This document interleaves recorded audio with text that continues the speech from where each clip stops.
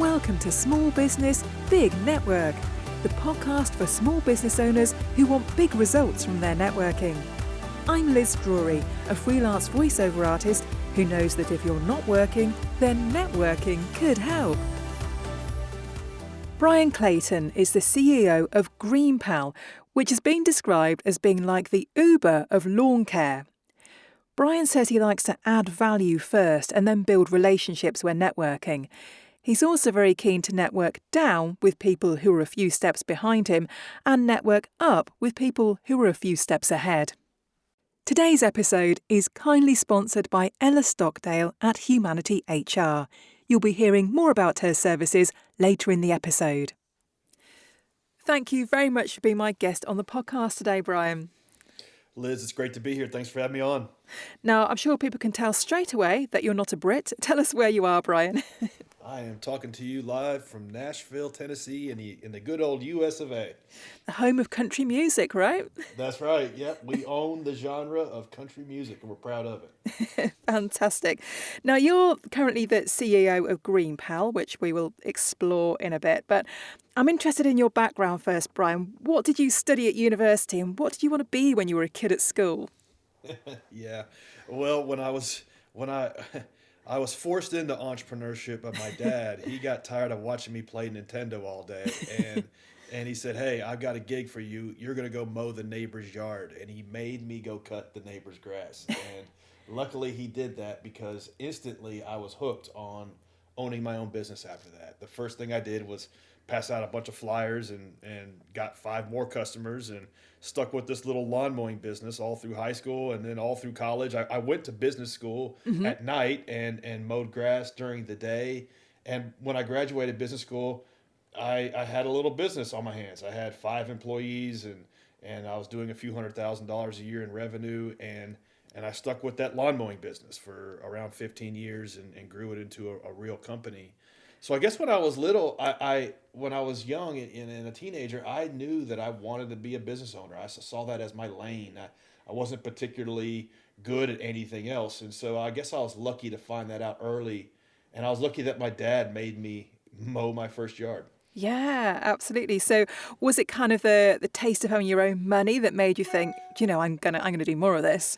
Exactly. It was exactly what it was, because I was upset because I wanted a new pair of soccer cleats, and this was 1995, I wanted a $100 pair of soccer cleats, and my parents weren't in the business of buying a $100 pair. Yeah. They bought the $20 pair. And so for me, going out and hustling up customers and taking care of them and just putting as much money in my pocket as I wanted just made sense to me. And then as I grew that business and grew it to 5, 10, 20 people, eventually built that business to about 150 people. Wow. I learned that it wasn't about me. It was about the people that depended on the business. It was about my stakeholders. It was about my employees. It was about my clients. So that's kind of the fun part about growing your own business. It starts out as this very kind of egocentric, kind of chip on your shoulder type of thing. At least it was for me. And then as time goes on, you unlock the next level where it's like, no, this is something bigger than me. This is more important than me.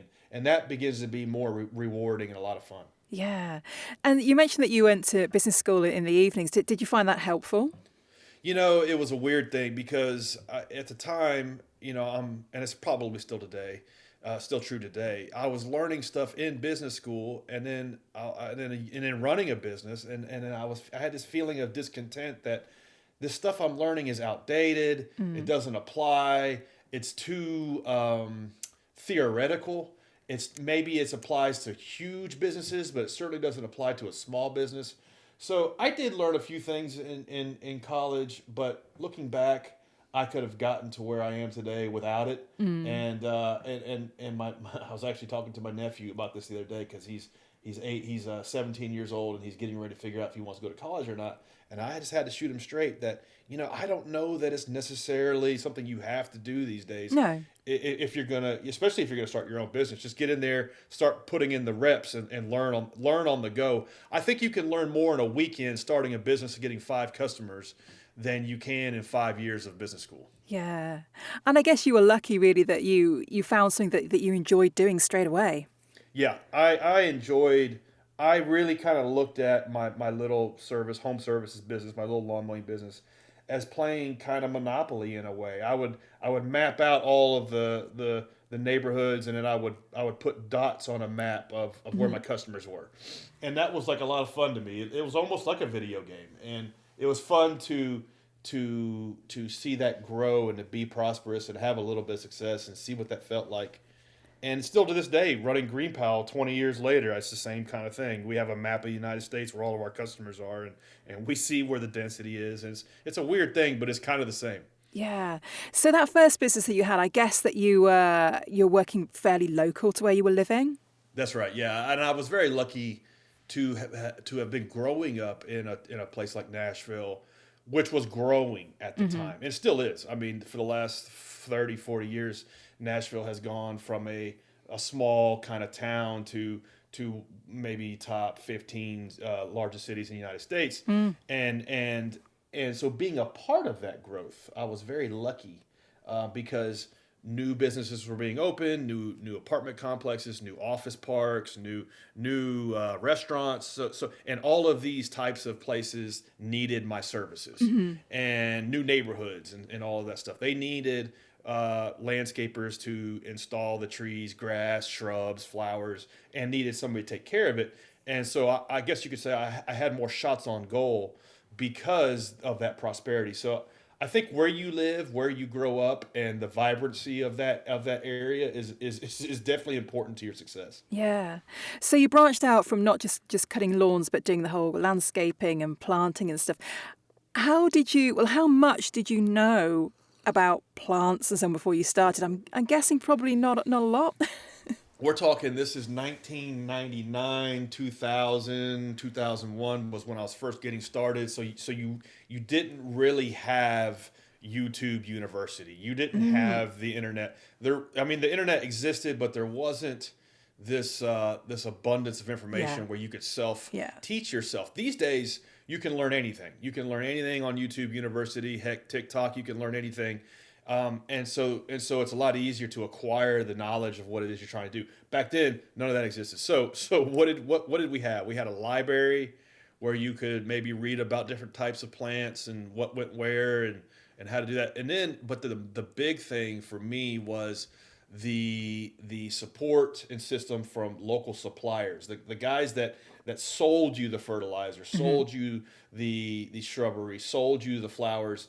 They were kind of boutique business operators, and so they kind of taught you how to do this stuff because they knew that if you were successful, that they would be successful. So it was kind of a partnership. So that's how I learned growing up, and a lot of trial and error. God bless my early customers. I screwed so many things up, but I think that particular thing is true no matter what you're doing in business. Yeah. You have to put the reps in. And you have to figure it out as you go. It doesn't matter, fast forward 20 years later, let's say you're running a boutique marketing agency and you've never ran a TikTok campaign. Well, you're going to have to screw some of those up and you're going to have to learn and put the reps in. And so that's kind of how I learned the landscaping business in those days. And honestly, the plants, trees, shrubs, grass, fertilizer, that was the easy part. The hard part was, how do I recruit a worker, an employee, train them, incentivize them, understand the personality dynamics, manage them, lead them. That stuff was much harder, and I had to learn that the same way by screwing it up and just figuring out the right way to do it. Yeah. Do you think it helped that you were so young at the time and you kind of didn't know what you didn't know? I think sometimes, yeah, the curse of experience and knowledge can limit you because.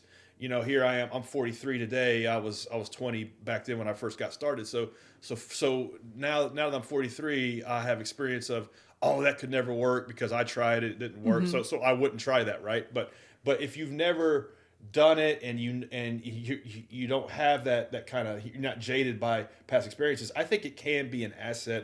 It certainly was for me. And I did have a chip on my shoulder. I did want to prove to myself that I could build something that was successful and not huge, but big. I mean, eventually it got to 8 figures in revenue, and it was a good local business in the Nashville area.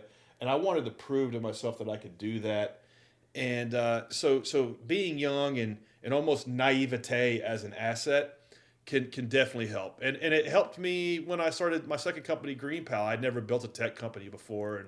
And so that naivete was an asset. I didn't know how hard it was going to be.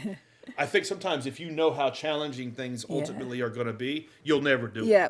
So that naivete can be beneficial. Yeah, absolutely. So you sold your first business, I think, back in 2013. Why did you decide to move on from that? There's a couple reasons. At that time, I was 13, 14 years in, and one thing that was, I woke up one day and just decided that I was discontent because when you're building a small business and you're really throwing all of your weight into it, everything you got, you're putting into it. This interesting things happens. You evolve into a whole new person every year or two. You learn things that you never would have learned. You are solving problems you never would have solved, and you're growing from that experience. And you don't really understand or realize it at the time. At least I didn't. That's rewarding and satisfying and fulfilling to you. And so for the first 10, 15 years, that's how it was with my first company. I was conquering new frontiers personally and growing, and that kind of plateaued about year 12. And then I spent 2 years kind of sideways from a personal development standpoint. And I didn't understand it, but I was just discontent. And I thought, well, maybe it's time to do the next thing. I don't know what that is, but I got to create the space to where I could do something else. And so then I thought, well, I go to these conferences for my industry and people are always giving keynotes about how they got their business acquired. Maybe I could do that. And there again, it was naivete as an asset. I didn't know how hard it was going to be to get that business acquired. And so I set out on the path to try to figure out how to do that. And then I started understanding, man, I have built this business as a great family-owned lifestyle business, but I have not built it to be acquired. And so then I had to reverse engineer all of that and take the business down to the studs and rebuild it to where it could be bought. And that was kind of another level of the game. And by the time I did all that, I almost didn't want to sell it because it was fulfilling and rewarding and challenging. But saw that through and got it shepherded that to a big national company that took it over. And then I took some time off and figured out what I wanted to do. And I thought, man, maybe I could be one of these, tech entrepreneurs running a tech business. It looked super easy in the movie The Social Network. Yeah. Why can't I do that? And so there again, I was naive, but I had an idea that somebody was going to build an app that worked like Uber, but for lawn mowing services. And I knew the lawn mowing business, but I didn't know anything about the tech business. I figured I could learn that. And what I thought would take 2 or 3 years ultimately ended up taking 10, but recruited 2 co-founders and we started working on the idea of what would the Uber for lawn care look like.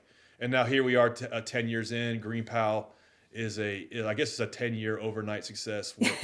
We're nationwide in the United States with around 300,000 people using our app to get lawn mowing done. That's fantastic. So tell me about how it works. So somebody wants someone to mow their lawn.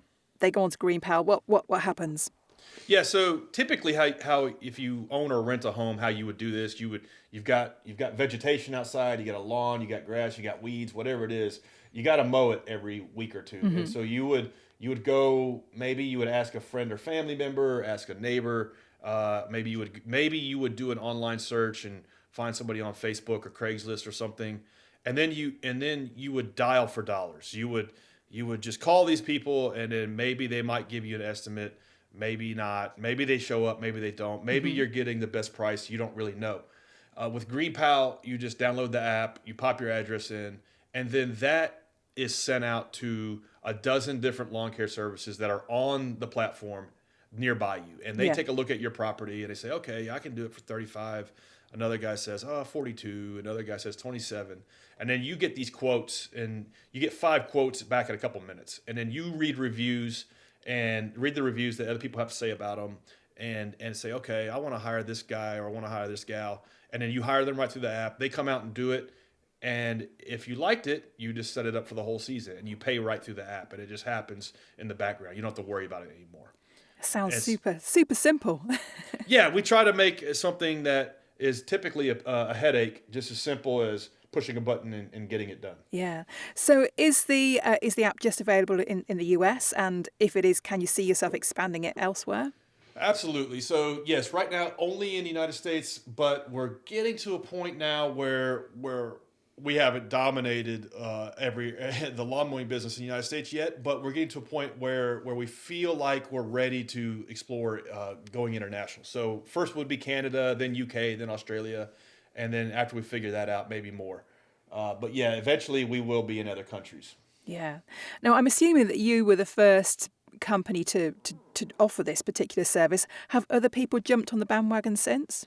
Yet we were probably one of a couple in 2012 that came up with the idea. And what you find out when you have a new idea for something, pretty much 100% of the time somebody else has already tried it. So the idea is never where the value is. The value is always in, okay, how are you bringing that idea to life? What is the Yeah. strategy? What is the execution? How are you getting the word out? How are you getting people to find out about it? How are you taking it from end to end in a way that nobody else is? And then going through like the trial and error process of figuring that out fast enough. So there were a couple, and then there was an interesting thing that happened in the United States from about 2012 to maybe 2018. This tidal wave of ideas of Uber for whatever. So Uber for laundry service, Uber for home cleaning, Uber for lawn mowing, Uber for valet parking. A lot of these kind of ideas got a lot of venture funding because the common thinking at the time was, well, Uber took over the world with ride sharing. This is the future. Everything is going to be, I push a button and I summon somebody to do this thing for me. And nine out of 10 of those ideas didn't take off for a bunch of different reasons. And so there were about a dozen different Uber for lawn mowing companies that got funded, and most of them, well, pretty much all of them, kind of were trying to put rocket fuel in a Toyota Camry. It just never went anywhere. Like they took all the venture capital and they didn't have it figured out, and they spent all the money on Facebook ads and Google ads and kind of crashed and burned. And so we didn't take any outside funding, and we kind of just funded the business off of our own revenues. And so we quietly and like on a slow and low approach just built out the network. And so now it's us and maybe one other one that's kind of hanging on. But we don't really compete with them. Who we compete with is the status quo. People still do this the old way. They still do it the hard way. And so that's who we're trying to get the word out to. Like, hey, there's no reason to do this the hard way. What's the hardest thing about being a small business owner?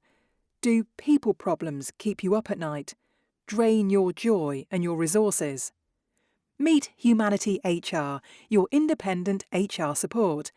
We're not your typical HR service or employment advice line. We're your partner in success. We know that in order to grow, you need people, and yet nothing will drain a business of resources faster than a people problem. Imagine having a dedicated HR specialist to help you identify and prevent people problems so that you can focus on growing. From employment contracts that you can rely on to protect your business to advice on change in employment processes, we've got your back. But here's the game changer, our monthly retainer package. For March only, lock in 2023 prices for your 2024 plans. Flexible, affordable, and tailored to your needs. No long contracts, just expert hands-on support when you need it. Growing your business while nurturing your people with Humanity HR. Find us at www.humanityhr.co.uk. So let's have a chat about networking then and how you have built your network and how that has built your business. So what kind of networking have you done for your business? The first company, networking was a big like level up for me because back then, like I mentioned, we didn't have LinkedIn, we didn't have the internet, we didn't have YouTube. There were the concept of an influencer didn't exist, and so if you wanted to learn from somebody who was doing what it was you were trying to do, the only way I knew to do it was to attend industry conferences. Yeah. And so there were big regional industry conferences, and so I would go to these things, and they were super expensive to go to, at least for me at the time. And I would fly to them and take time off from the business. It was just so hard to do that. But I did it once a year, and I was exposed to all of these business owners in different parts of the country that were much more successful than me. And I got to see evidence that man, I could get there one day. And then you would hear, like I said, a talk from somebody who sold their business for $30 million. I thought, man, that's the finish line. And so just to be able to be around people who were doing what it was I wanted to do was inspiring. It was validating. It showed me it could be done. And then at a tactical level, I could maybe connect with these folks and learn from them, and I did. So that's how it unfolded for me in the first business. So when I started the second company, GreenPal, I thought, okay, well, networking, man, that worked so well in the last company. I need to do that first, and so that's where I screwed up.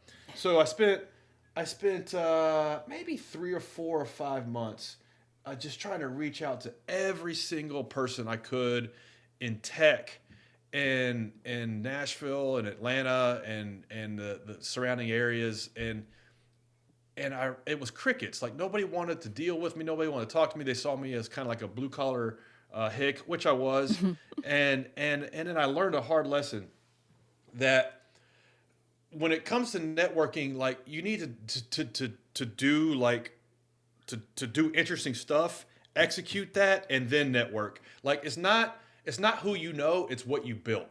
And so I learned the hard way that I needed to, like, put my head down and just sit in a windowless office for at least a year and grind something out, have something interesting, have something in the marketplace, have something with 100 customers, and then network. Because as it turns out, the people I was reaching out to, I would have wasted their time.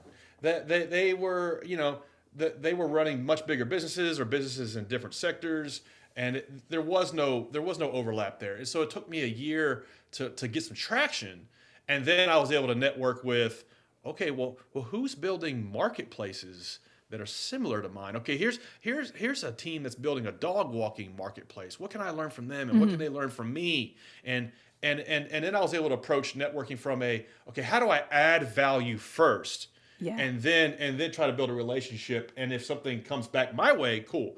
And that's what I would do. And so I built out my network, particularly, like I mentioned, with other marketplace founders all over the United States. So are you building something that connects buyers and sellers in a digital way? Let's chat, because maybe I've got some stuff that can help you, and maybe you got some stuff that can help me. So that was the interesting thing I learned as it relates to networking from my first company to my second. Yeah. And is networking something that you still actively do now?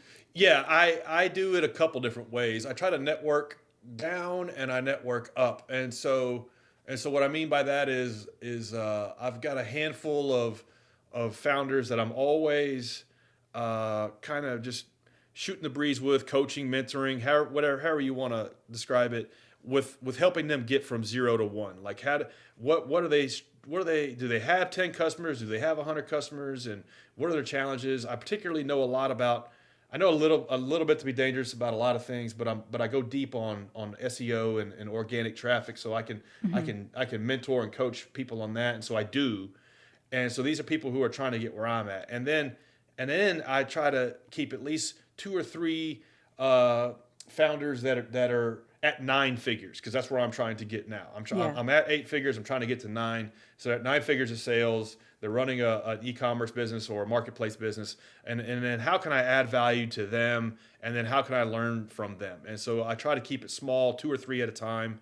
And I don't have any kind of like formal way to approach this, but a lot of it has come from a lot of it's come from podcast interviews. To be honest, I've met a lot of people doing podcast interviews, and that helps me kind of meet people who are like-minded, doing things like what I'm doing. And then cold outreach. I'll listen to an interview with somebody who seems sharp, who has done what it is I'm trying to do, I'll reach out to them. I'll try to add value, and I'll try to develop a relationship that way. Yeah.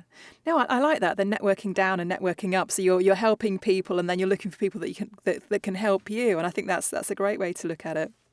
Yeah, it's something that I have to hold myself accountable to do, because the problem is when you network down, you have to really screen out people who don't have any evidence of being serious about what it is they're doing. And so I sound like a jerk, but like I'll get 20 people a day hit me up on LinkedIn or Instagram or something, and they just have an idea, and I have to say, hey, listen, get 5 customers and then let's chat. Yeah. And then you never hear back from them. Yeah. And so it's like that's a big signal for me. Do you have 10 customers? And if you do, then let's talk about what's going on with those 10 customers and how we can get that to 100. Yeah. Yeah. Brilliant. Well, thank you ever so much for sharing your story with us. It's been really fascinating. And to hear about how you're planning to take things forward into other countries as well. So I look forward to seeing GreenPal in the UK very soon. Well, we will be, Liz. I appreciate that. And thank you for having me on your show. And so my final question then, Bryan, if people want to find out more about you and about GreenPal, what is the best place for them to find you?